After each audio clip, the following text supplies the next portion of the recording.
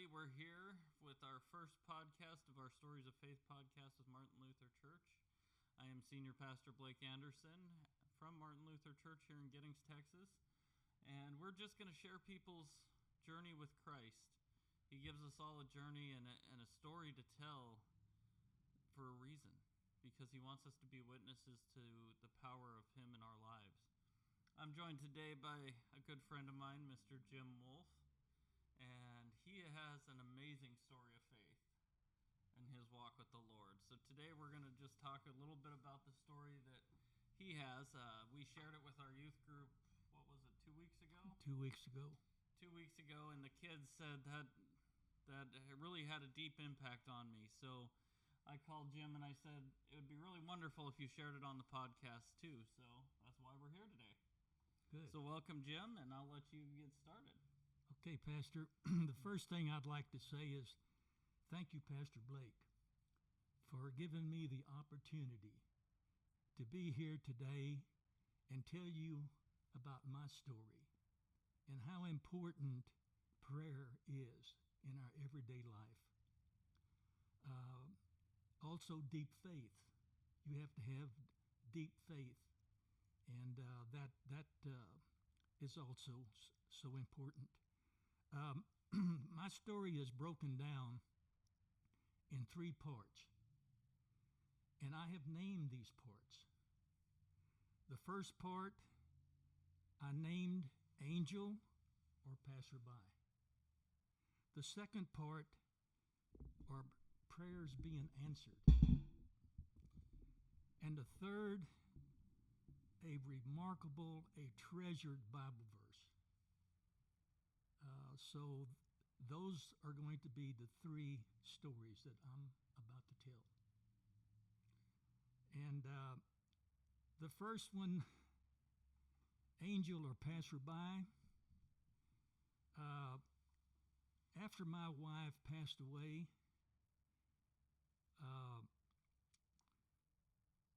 it was hard for me to accept her death. Yeah, and you guys have been married for 56 years. 56 years. 56 years. So after that length of time, you become one. There's no doubt about that. You know, that is a biblical sentence. Yes. The 2 flesh become one. Absolutely. That is what Christ called us to be. And it's amazing to see in a 56-year marriage, if that's not the case, it's not going to last 56 years. Exactly. Yeah. Exactly. But anyway, after the funeral and the services at the cemetery, I decided that maybe late that afternoon I was going to go back to the cemetery. And this is sort of a tradition. Some may still practice it, some may not. But I wanted to. And but what happened was we had so many people from out of town, out of state, that came down for the funeral. And I wasn't able to be there that afternoon like I had planned. But that next morning I got up and I had my breakfast and I decided I've got to go. So I did. And when I got there, I just literally broke down. It was so hard for me to understand why. Because she was such a wonderful person. Excuse me. She had a good heart. She loved her family. And she would never do anything wrong. And so I thought about that. And really, to put it in context, she was too beautiful to die. That's exactly the way I felt. And so I broke down. I didn't realize that a grown man could cry this much and have so many tears. But I did. And I prayed. I prayed at the gravesite that the good Lord somehow would help me understand and get through this. So after sharing some memories with Barbara there at the gravesite, and letting her know that I still loved her and I would always love her, and that no one on this earth could ever take her place. And I truly meant that. So I decided then that I was going to go back home after being there at her gravesite. I got up and I walked over to my Tahoe. And I got in it. And when I looked over there on the passenger side and she wasn't there, I broke down again and literally cried my heart out. And as I was sitting there and trying to collect back, there was a knock on my window. And at first, it startled me. It startled me. Well, a knock on your door at the graveyard is not always what we're expecting. Yeah, there was a knock, and I mean a loud knock. And I looked around, and there was a young man on a bicycle. And at first, I didn't want to roll the window down because of the world we're living in today. Absolutely. I mean, that's understandable. So I hesitated just for a moment. But I could see that this young man was trying to communicate with me. He was wanting to tell me something. So I reluctantly rolled the window down, and he started talking to me. Good English, excellent English. He was olive in complexion. He had brown eyes. He was dark-headed, and he was sitting on a common bicycle.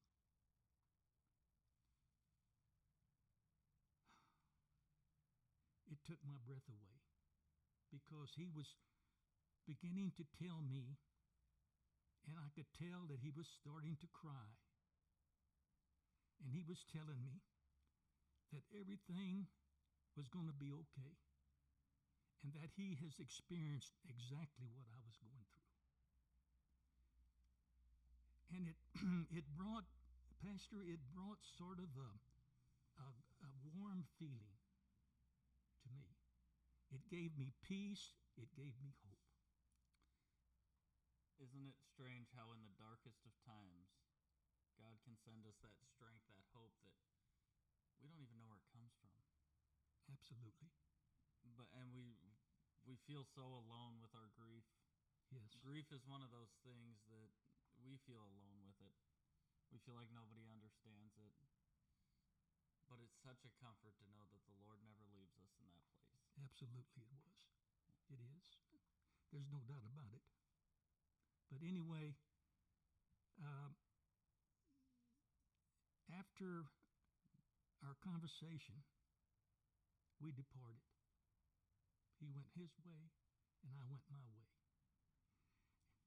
And to this day, I have yet to see that young man in the cemetery. I have looked for him. Every time I go to the cemetery, I actually look for him. And that's a big deal because we live in a town of 5,000 people. So, yeah. And no, there aren't any strangers here in Giddings. We're all family here. We know each other. Yes, we do. So to not see somebody again is that's pretty unexplainable here in Giddings, Texas. It is. And I even took it a step further. The employees that manicure and maintain the cemetery, I have even approached them, and I have asked them, have you seen a young man with that description? And everyone tells me, Mr. Wolf, we have never seen this young man. And so that's why I ask myself, was it an angel? I can't really answer that. Yeah, it's one of those mysteries that we won't know all the answers until we're made whole with Christ. I think that I had a great chat. You'll enjoy this. I was chatting with a Baptist friend of mine the other day. He's a pastor as well. And I said, I'm sure when we get to heaven, it's not going to be just Lutherans, just Baptists. We'll all be there together. And there's going to be things you got wrong and things I got wrong, but as long as we get the one thing right, the faith in Jesus Christ, that's what we need. Exactly. And so even this young man is, as I told the children that you shared your testimony with, you don't have to believe he was an angel. You don't have to. All that matters is that God put him into your life at a time when you needed him. Well said. That's exactly the way I sum this particular part of my story up. Is that even if it was an angel, I can't answer that. If it was a passerby, I can't answer that. But whatever it was, it brought me hope and courage to move forward in my life. Yeah. It did. And if you don't believe that's the good Lord, I just hate to be the bearer of bad news. He works in that way every day. Exactly.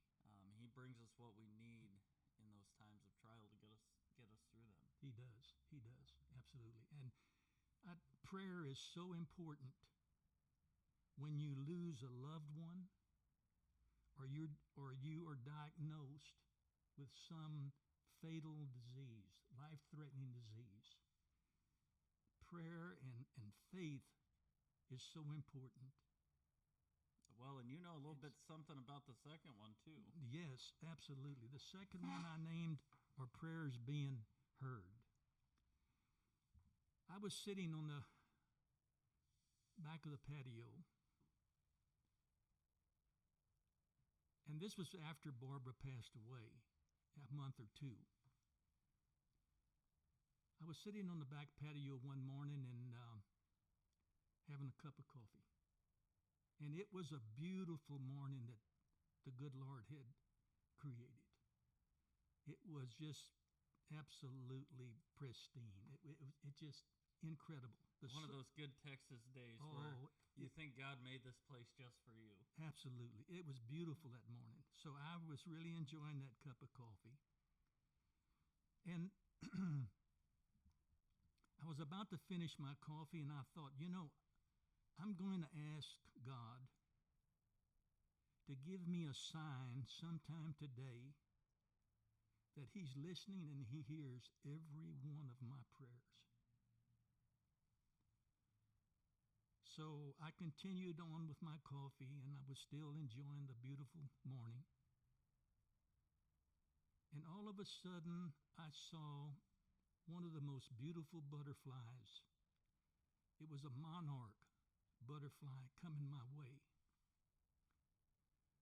And it landed on the cushion right next to me, Pastor, right next to me.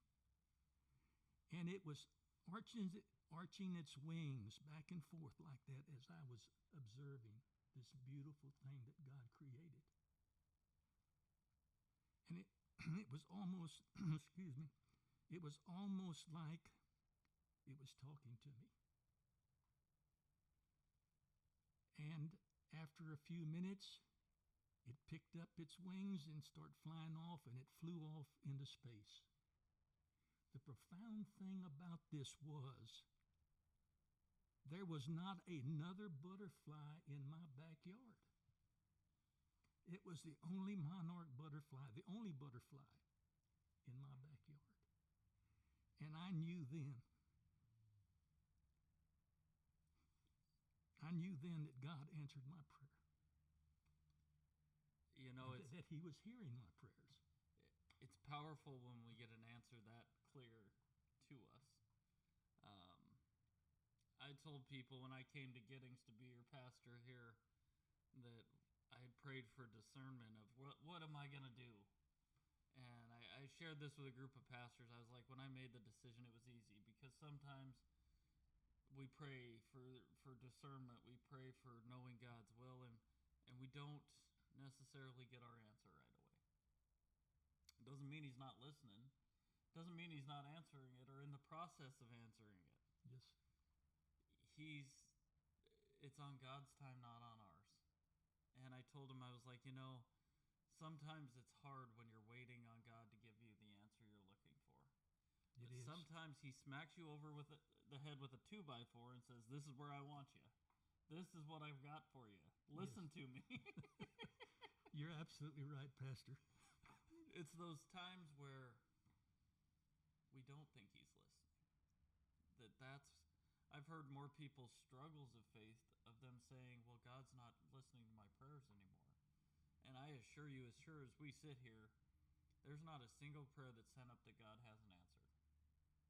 The problem is we treat God from time to time like a wish list. Yeah, we do. Give me this, give me that, give me this. Yeah. God gives us what we need, not what we want.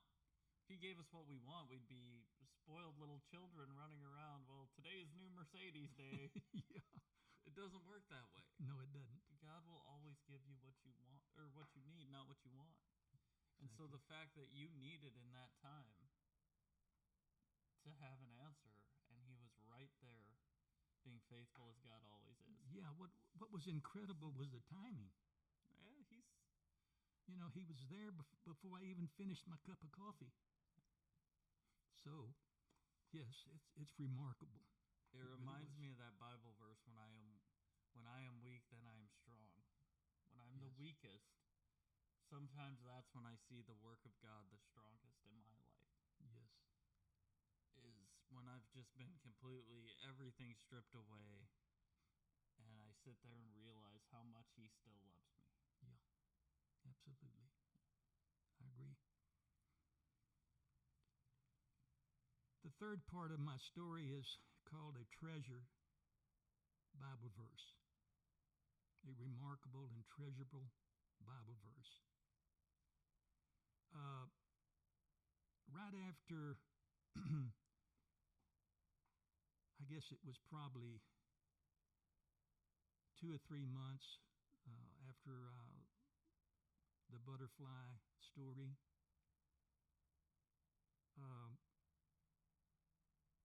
I was diagnosed with lymphoma. This is a cancer of the lymph nodes, and it devastated me. I couldn't believe that so much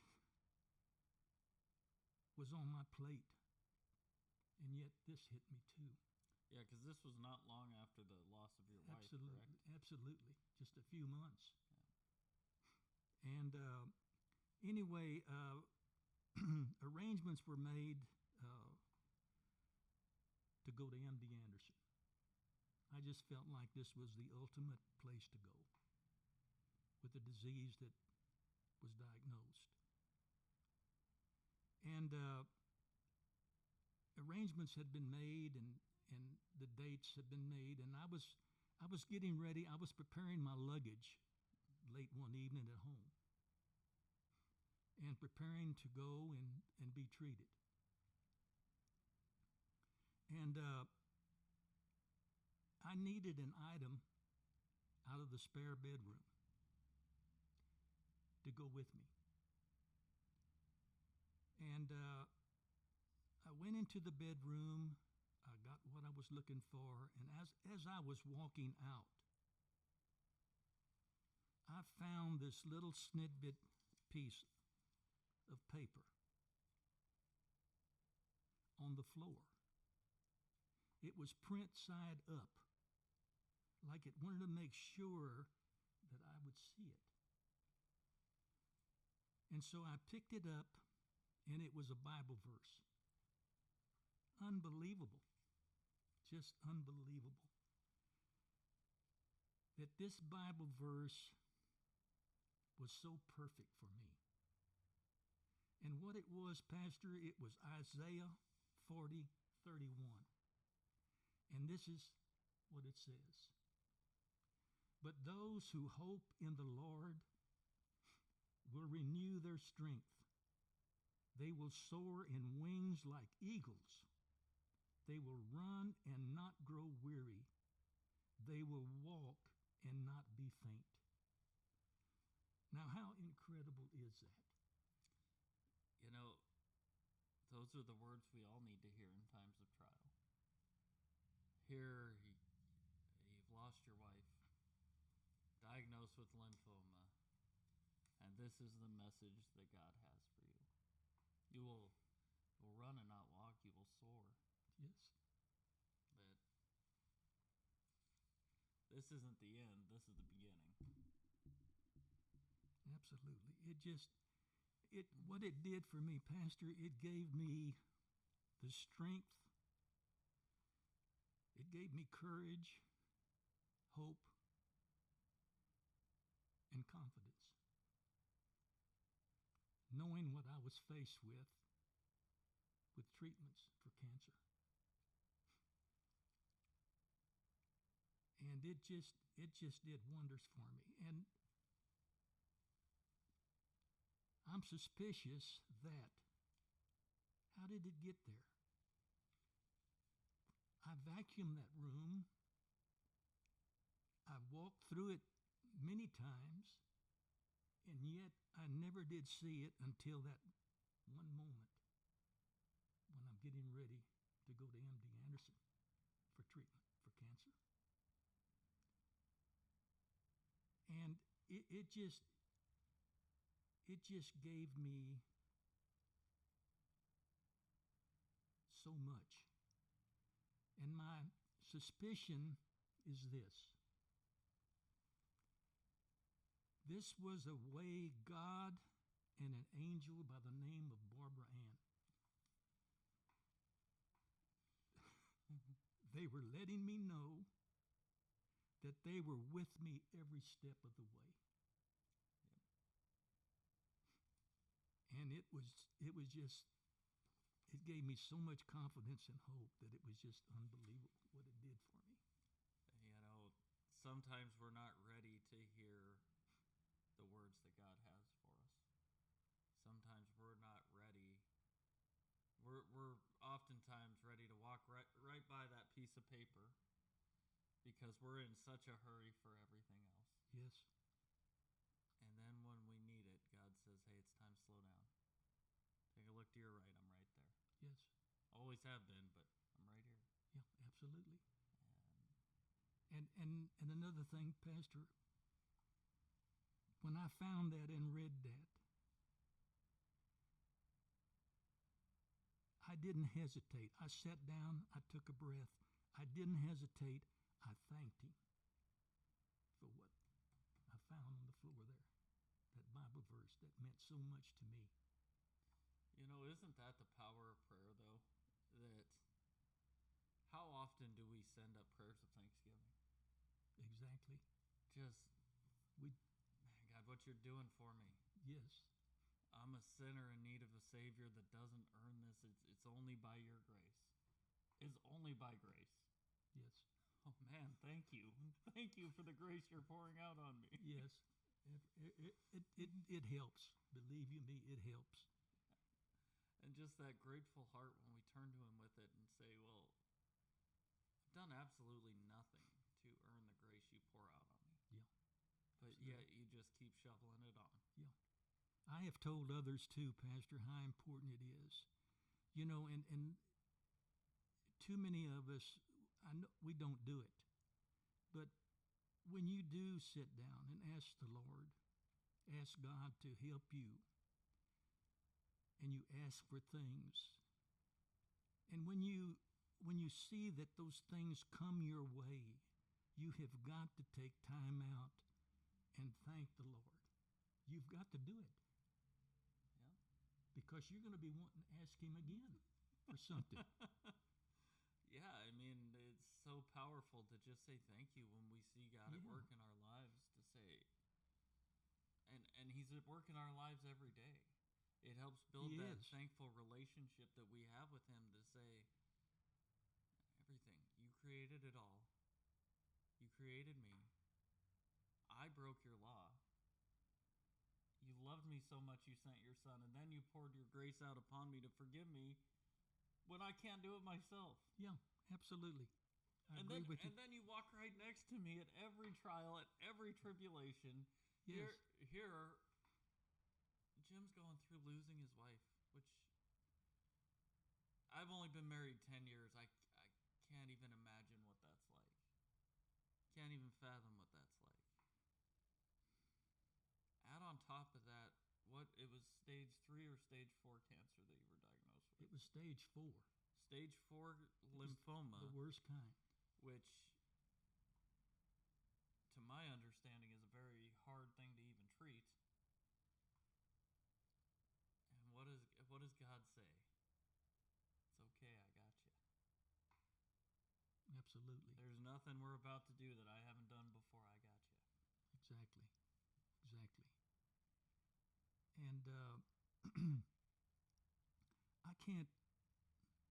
It was hard for me to believe after the word got out that I was diagnosed with cancer. It was hard for me to believe. Just, I got so many phone calls. I got so many texts. I didn't realize I had that many friends until this happened to me. I laugh about that because I know the church that I serve here and the people he's talking about.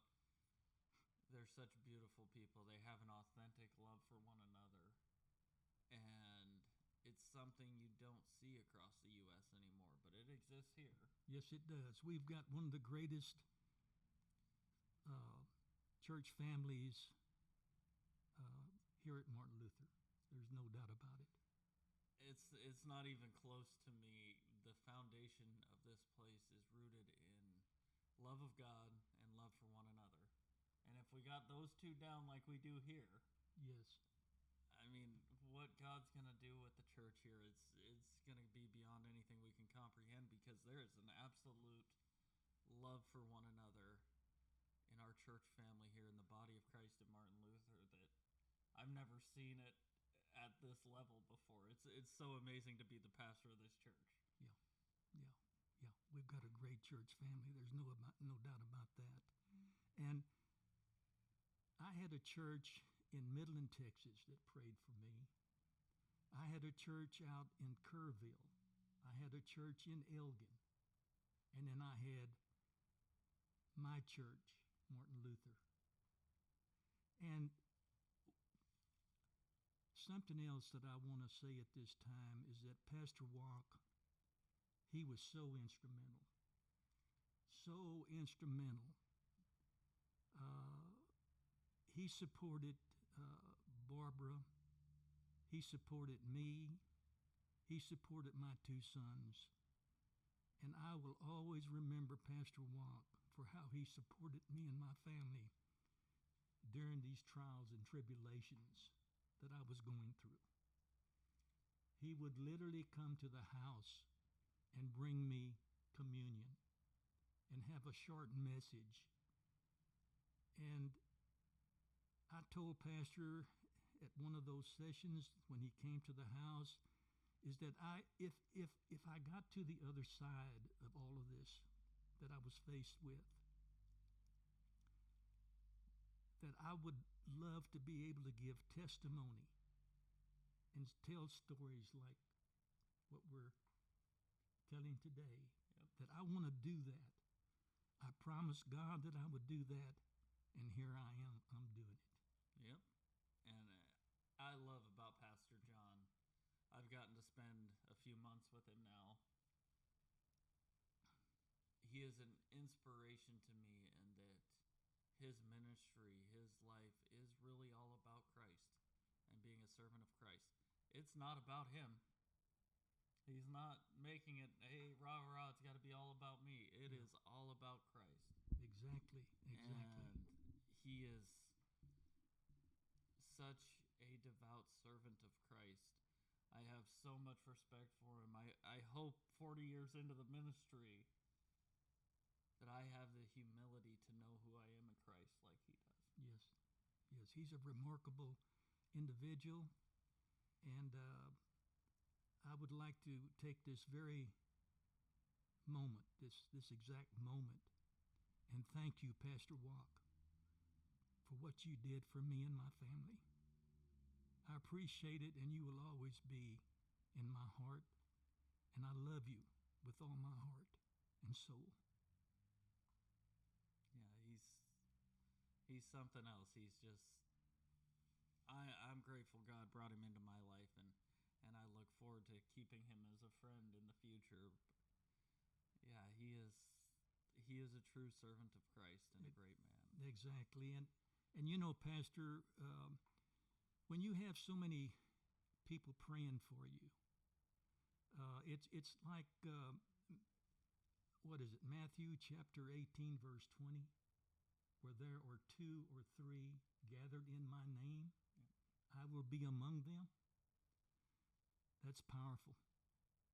And I lived that to see it.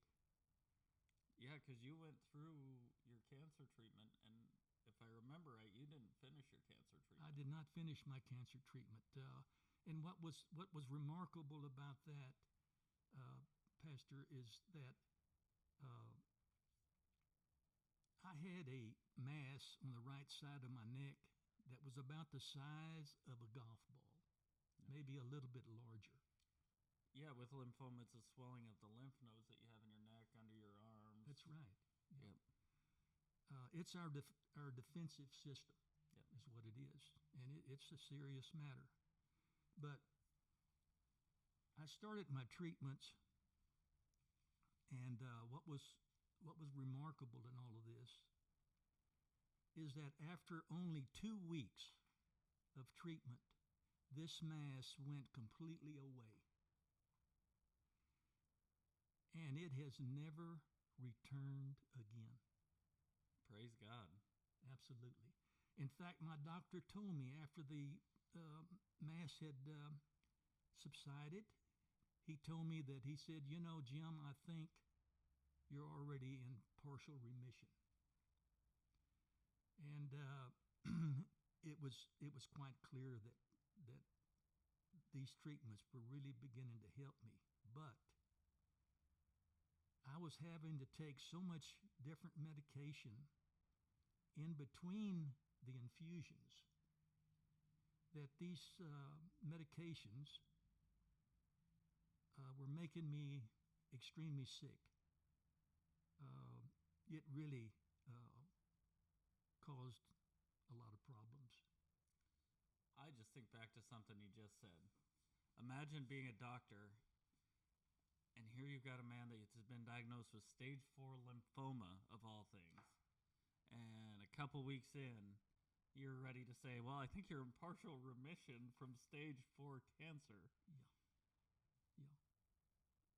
I don't care what drugs it is. That's not just the power of medicine. That's the power of God. It's got to be. And what happened as I was going, and the mass had disappeared, and I was still having to take medication. And some of these medications was chemo. The infusions weren't chemo, but the medications were, and they were making me sick. In fact, they had actually destroyed a lot of my fluids, and I had to go to the emergency room one morning due to dehydration, which was critical because the doctor told me, he said, thank goodness you came in, because what happens is after you're dehydrated for so long, he said it starts affecting other organs. So I was glad I went when I did. But I decided, after being in the emergency room, I saw so many people, and these were all cancer, being treated for cancer, because it was the emergency room for cancer patients only. I was able to witness all of these patients coming in with serious symptoms and being real sick. And so after that experience, I decided that I needed to sit down and talk to the Lord, talk to God about what I need to do. I was sick. My appetite was not there. Everything was bitter in taste. So I decided to sit down and ask God to help me make a decision whether I needed to come back home and get my records transferred locally, and if there were to be further treatments, that they would be done locally in Austin, particularly at Texas Oncology. And the Lord and I decided that it would be the best thing for me is to come back home because, main number one, it's a healing environment. Home is a healing environment. Absolutely it is. But there's one thing you just said that I love. You said the Lord and I. He decided, you listened. I did. And I love that you can recognize that the decision was not your own, but No. it was his the whole time. Yes, absolutely. And it was the best decision that the Lord and I made. Because after I got home, I was able to feel an environment that was healing. Yeah. It meant so much to be home. And the ironic thing about this, after all of my paperwork was transferred, I had mentioned to my doctor at MD Anderson, I said, Dr. Nair, I think that Barbara's doctor, when she had breast cancer, is still in practice. And sure enough, the call was made, and he was. And my doctor is Barbara's doctor. The same doctor. How ironic is that? Some would say ironic. I would say, because the chances Austin's huge. It's top 10 cities in America. Yes, it is. I would say irony is one way to put it, but I don't believe in coincidence. I think that a lot of what we call coincidence is actually God at work and us just needing to acknowledge that, hey, he's doing something for me here. Absolutely. Absolutely. Yeah. And anyway, after then going to Texas Oncology with Dr. Nataji, he did some tests. And what made me really feel good about this was that Dr. Nataji told me, he said, I'm going to keep working with your Dr. Nair at MD Anderson. We're going to be talking back and forth. Yep. We're going to figure out, what's going on. So that made me feel just really, really good that they were going to work together. This was another blessing really in disguise. Yep. It really was. So anyway,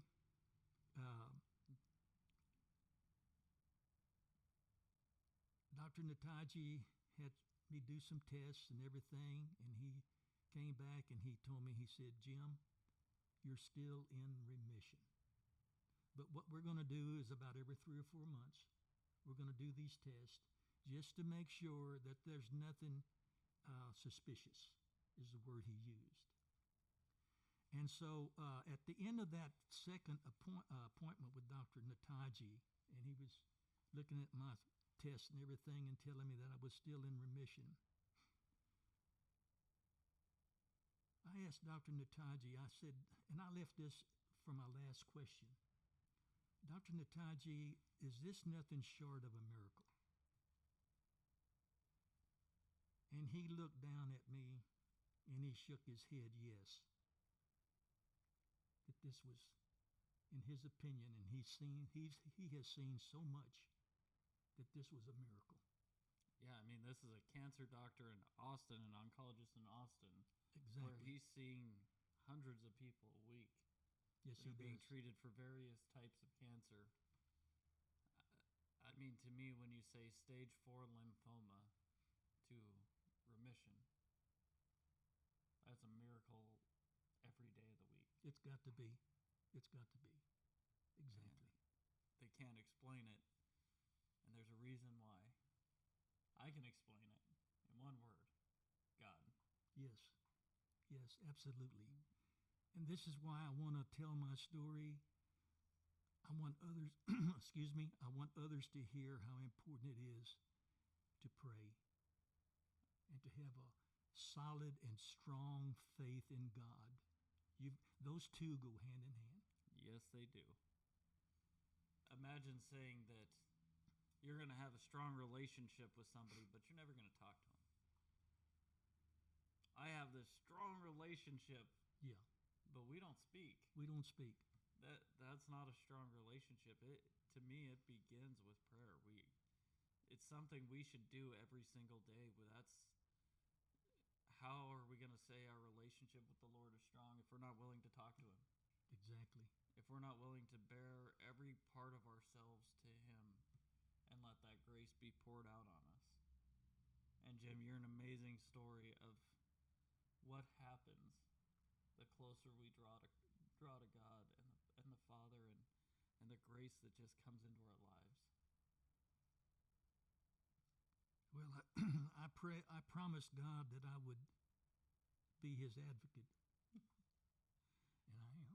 I'm right here, Absolutely. and He's right here with me, or us. He's with us. He's never far. He's never far away. Absolutely. And again, before closing, I would like to say this again. Be sure and thank God when your prayers are being answered. Be sure and thank Him, because you're going to be there again to ask Him again for other things. I would add, sometimes be willing to thank Him when you feel like your prayers aren't being answered. When the things that you think you wanted don't come true. Yes. Because He knows better than we ever will what we actually need. Oh, yeah, you can't give up on Him. And so even in those times where you say, God, you're not answering my prayers, maybe take a second and say, God, I thank you for hearing my prayers. I know you're going to do what you need to do because you know what's better for me than I do. Yeah, absolutely. But I just want to thank you for listening. Yes. Yes, and that's so important what you just said. If prayers aren't answered, you still want to keep Him right here. Yep.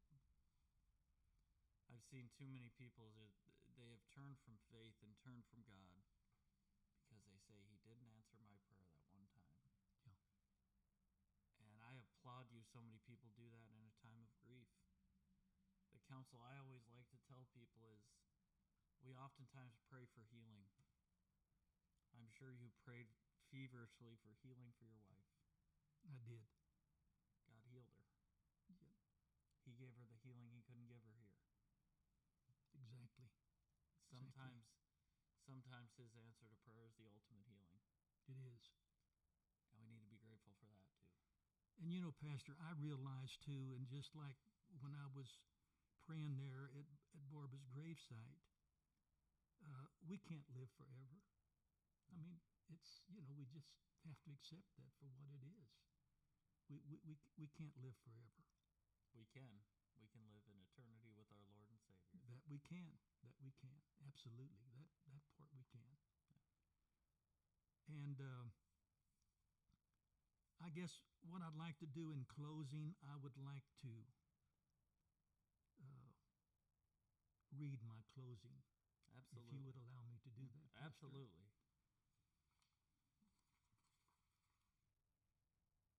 I cannot overemphasize how important it is to keep your faith in God, along with prayers that come from the heart, no matter the circumstances. It would have been so easy for me to lose my faith in the Lord during this dark time in my life, but I chose not to do that. Instead, I chose to embrace the Lord even more, along with my continued prayers and my faith in Him. I truly believe the Lord left His handprint inside my heart, encouraging me not to give up. Confirmation of that is when I encountered the young man in the cemetery after Barbara had passed away, and with the butterfly when asking for a sign as to whether or not He was listening to my prayers, and the Bible verse that on that small snidbit piece of paper that I found on the floor in the spare bedroom of my home. To this day, I am confident that the Lord has always been with me, walking along beside me every step of the way, and has truly given me a second chance in life. Do I believe in prayer and having a strong faith? Simply put, you betcha. Prayer and faith in God is so powerful in so many ways. Thank you, Pastor Blake, for giving me this opportunity to share my story with you and others regarding how important prayer and having a strong faith in God is in our everyday lives. Thank you, and may God bless. Thank you. Absolutely. For anyone that hears this that's looking for a church family, come see us at Martin Luther Lutheran. And we look forward to continuing to share our stories of faith with you. May God bless until next time.